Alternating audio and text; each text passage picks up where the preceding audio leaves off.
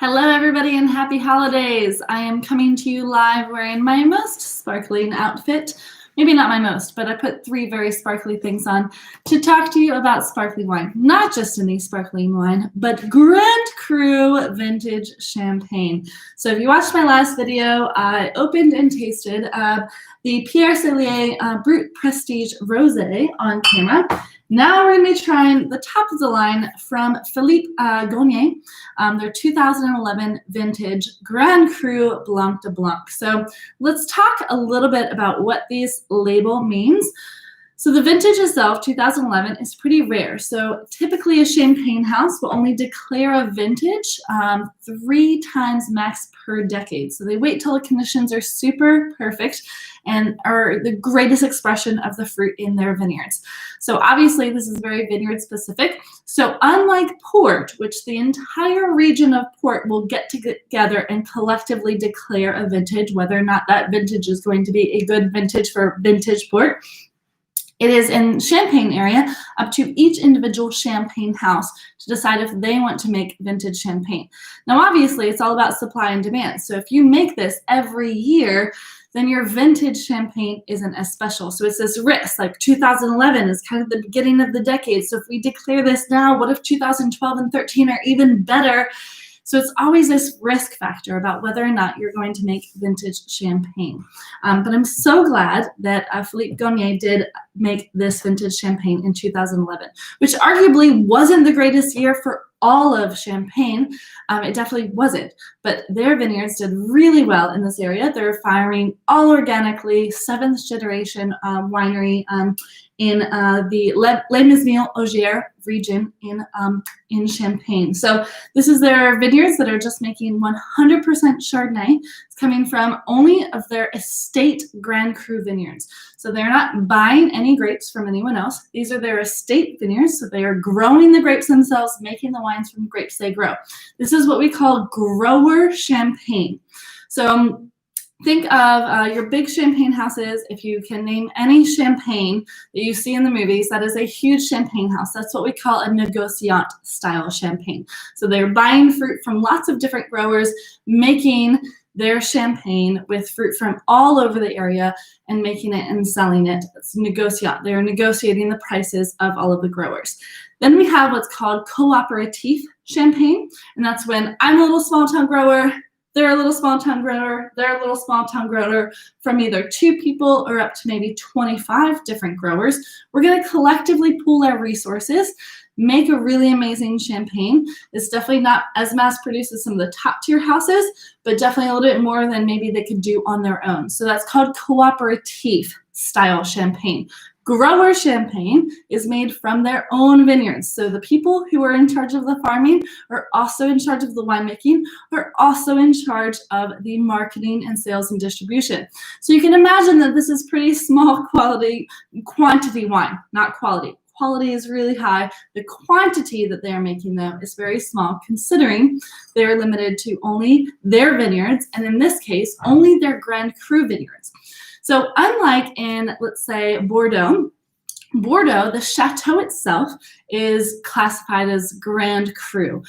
So all of their estate holdings, whether they buy or sell, is classified as a Grand Cru chateau, regardless of what land they're getting their grapes from. In Champagne, just like in Burgundy, France, it's the vineyard itself that's classified as Grand Cru, and that has to do with the soil type, and that has to do with the exposition, so whether it's facing south or southeast or north, or whether or not it's getting direct sunlight during the day. Maybe it's got some forest nearby to protect it from the wind, the drainage, the slant of the hill, all of these things that go into terroir, right? That aspect of sense of place. So those things all come into play when people are deciding whether or not a vineyard itself is going to be classified as Grand Cru. It's not classified as Grand Cru for all time either. You have to actually go back and get reclassified in these vineyards. So the quality standards are very, very, very high. Less than about 15% of all vineyards in Champagne are Grand Cru. So whenever you get to try a Grand Cru Champagne, it's really amazing. Much Even more amazing when you get to try a vintage champagne that is Grand Cru, that is a grower champagne made from all estate vineyards. So I'm going to open this up, and it is my pleasure to taste this with you all. If you are interested in also tasting it, I'd love to deliver some to your house. So you know my email address. Please let me know if you would like this 3-pack of amazing champagne. We have the 2011 Grand Cru Blanc de Blanc, Philippe Gournay. We also have the Terre Noire, Philippe Gournay. So this is an equal blend of Chardonnay, Pinot Noir, and Pinot Meunier versus this Blanc de Blanc is just 100% Chardonnay. And we have their second label, Pierre Cellier. This is their Brut Prestige Rosé. So all 3 of those available for $200 with free delivery in Hampton Roads. So as you saw in the last video, we're going to point this at a 45-degree angle. I'm going to put the napkin on top. I'm going to twist off the cap, the wire cage, which is about 6 turns. Wiggle that cage free. Now I'm gripping the cork, and I'm just going to twist the bottom of the champagne bottle rather than the cork itself, so the cork doesn't break. It's always a bad thing when the cork breaks off in a champagne bottle. Happens on older champagnes a lot more than younger ones, but we want to control the pressure, so we're not hearing a loud pop. We don't want to lose any of the bubbles. So that was it. That's all you should hear. The less sound, the better. So let's give this wine a whirl. I have decided to use a Riedel champagne glass here for this. I like the wider middle of the glass to kind of expand all those aromatics, tapering up because those aromatics are delicate. You want them to be released, but kind of captured in the glass. So let us taste. I haven't tasted this wine since October, beginning of October, when I get to taste all of these wines to pick out the champagnes that I wanted to feature for the holidays. And they just now came in, so I'm so excited to taste them again. It was a really great day.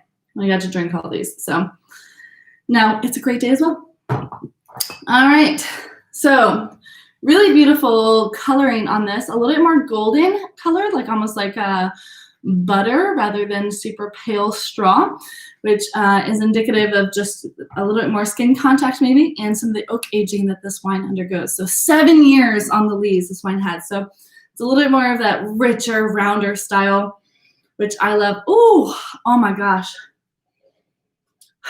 Wow. This wine's amazing. It's like lemon zest on top of like apricots and yellow peaches, and there's just like this melon rind too. Some like wild farm apples, like wild yellow farm apples. It does have some nuttiness, but a little bit more like macadamia nut or like pine nuts maybe. And yeah, it smells like butter. Not like buttery Chardonnay or anything like that. It smells like delightful butter sizzling on a tart, which I found on all of their wines, which was really delicious. So, oh my word. Bubble structure is super, super fine. The mousse itself is really round and kind of like luscious, but the bubbles are fine. So almost like kind of like slice your tongue. That minerality is really intense. This is food wine if there ever was one. So top-notch sushi. I love fried chicken with champagne, or French fries, or just like kettle-cooked potato chips. If you're doing this with breakfast, I want kind of like a heartier breakfast. I want good quiches, you know, with that melted butter across the crust of the quiches and such. I do not want to see anyone be putting juice in this champagne for sure. Use your cavas and such for that, but these champagnes are definitely meant to be savoring the amazing flavor of the champagne itself. This wine is truly divine. Definitely more on that like starfruit yellow golden side versus the rosé, which was more like cranberry and pomegranate and white cherry. This wine could easily age for another decade if you don't get around to drinking it this season, but I think we will, because we all need to celebrate the end of 2020. So really look forward to drinking this wine again on Christmas Day, probably New Year's Eve too, and New Year's Day, all of the days, I think.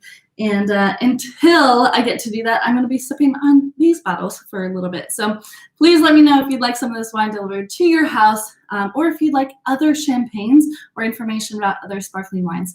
I look forward to seeing you all again in real life. Until then, stay safe, stay sane, stay healthy, and slightly champagne buzzed this holiday season. Cheers.